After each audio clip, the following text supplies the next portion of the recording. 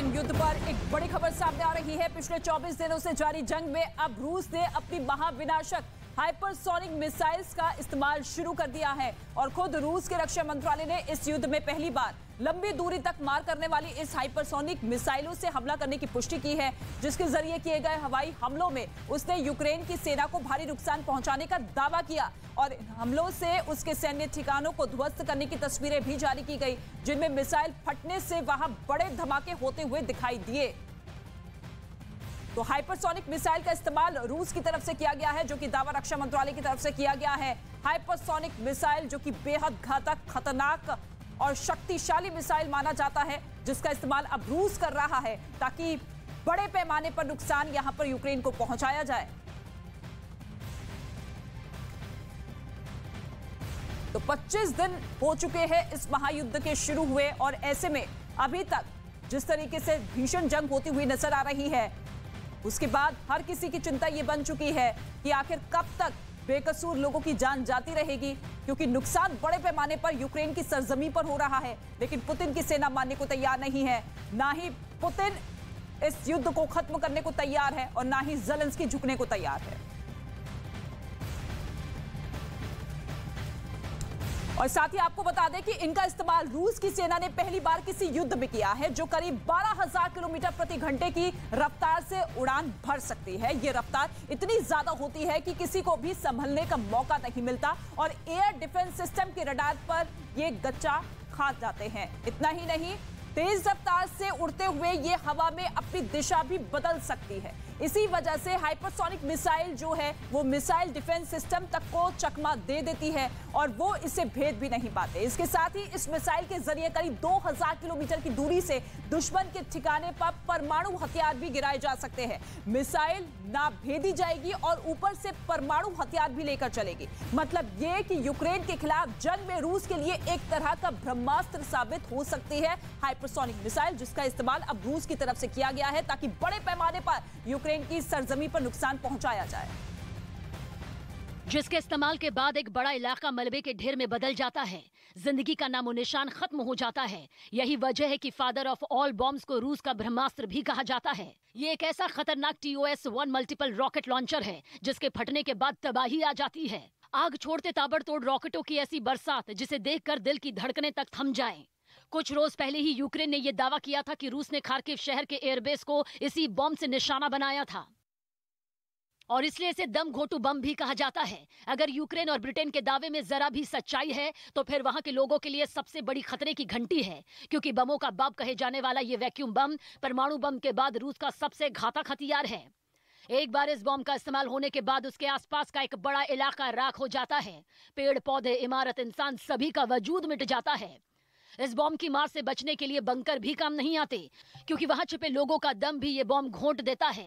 मतलब ये कि महफूज जगह पर छिपे दुश्मन भी इस बॉम्ब से बच नहीं पाएंगे।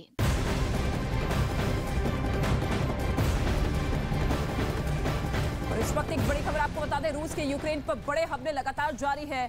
पूर्वी यूक्रेन में कीव के पास हमला किया गया है रूस की तरफ से। इमारत पर हमले में 2 बच्चों की मौत हुई है। ये बड़ा हमला रूस की तरफ से किया गया, जिसमें 2 बच्चों की मौत हुई है। साथ ही एक महिला की भी मौत हुई है इस हमले में महिला की बेटी भी घायल हुए है। 2 बच्चों की मौत, एक महिला की मौत और एक लड़की घायल हुई है। रूस और यूक्रेन के हमले लगातार जारी है। आज 25वां दिन है और ऐसे में ये जंग और ज्यादा घातक होती हुई, जिसने कजाकिस्तान के लॉन्च पैड से लेकर उड़ान भरी। रूस के सबसे शक्तिशाली रॉकेट में एक सोयूज ने काउंटडाउन खत्म होते ही तेज रोशनी उठी और रॉकेट आसमान की तरफ बढ़ चला। Let's work in space together. बताया गया कि इसमें मौजूद 3 रूसी अंतरिक्ष यात्री स्पेस स्टेशन पर पहले से ही मौजूद अमेरिकी यात्री मार्क वेंडी की जगह लेंगे, जो 30 मार्च को धरती पर वापस लौट जाएंगे।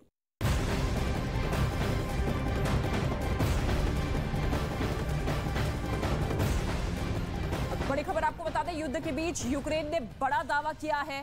दावा यह किया गया है कि रूस की 60 सैन्य गाड़ियां हमने तबाह कर दी है।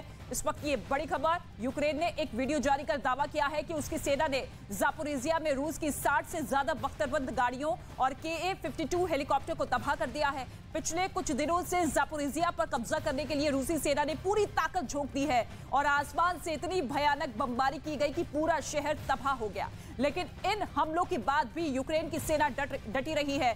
दावा है कि उसने भी रूस के KA-52 हेलीकॉप्टर को हवा में मार गिराया और जब वो नीचे गिरा तो उसके परखच्चे उड़ गए। जिसकी दिल दहला देने वाली तस्वीरें वहां के क्रेमेटोरेस्क शहर से भी सामने आई। वहां के लोगों ने अगला सवेरा तो देखा, लेकिन वो उनके लिए बर्बादी लेकर आया।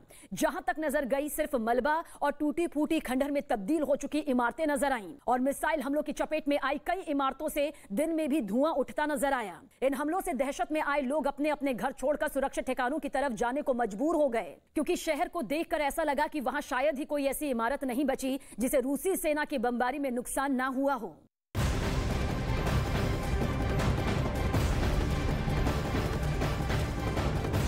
रूस और यूक्रेन के बीच युद्ध का आज 25वां दिन है। रूस और यूक्रेन की सेना के बीच कई इलाकों में भीषण जंग जारी है। इसी बीच यूक्रेन की सेना की ओर से एक वीडियो जारी किया है जिसमें रूस के टैंक को यूक्रेनी सेना ने जेवलिन मिसाइल से उड़ा दिया है। वीडियो में यूक्रेन के 3 सैनिक दिखाई दे रहे हैं और कुछ दूरी पर उन्होंने एक रूसी टैंक को निशाना बनाकर मिसाइल से हमला किया, जिसके बाद रूसी टैंक के परखच्चे उड़ गए।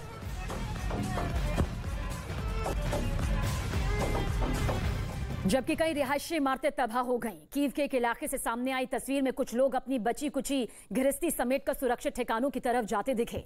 अपने घरों को छोड़ते वक्त इन लोगों की आंखें नम हो गईं। हर गुजरते दिन के साथ कीव पर रूस के हमले बढ़ते जा रहे हैं, जिनमें कई लोग अपनी जान गंवा चुके हैं, जबकि कई गंभीर रूप से जख्मी हो गए, जिन्हें इलाज के लिए अस्पताल में भर्ती करा दिया गया। अपने शहर की इस बर्बादी पर कीव के मेयर का गुस्सा भड़क उठा और उन्होंने रूस की सेना को आड़े हाथ लिया। How many mistakes they do it? How many civilians have to killed? And after that to explain about mistake from Russian forces. रूस के हमलों को देखते हुए कीव के लोगों को बंकरों में शरण लेने की सलाह दी गई, जहां उनके खाने पीने का इंतजाम भी प्रशासन की तरफ से किया गया।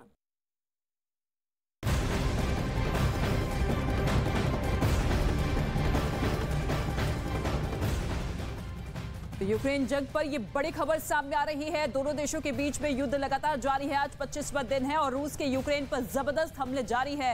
रूसी हमले में 6 पत्रकारों की मौत हुई है। कीव और इरपिन शहर में पत्रकारों की मौत हुई है। 6 पत्रकारों की मौत की जानकारी मिल रही है। इसके साथ ही 8 पत्रकारों के घायल होने की भी खबर है।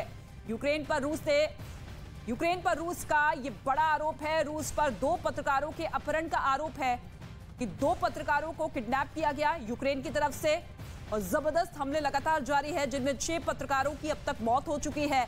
8 पत्रकार घायल हुए हैं।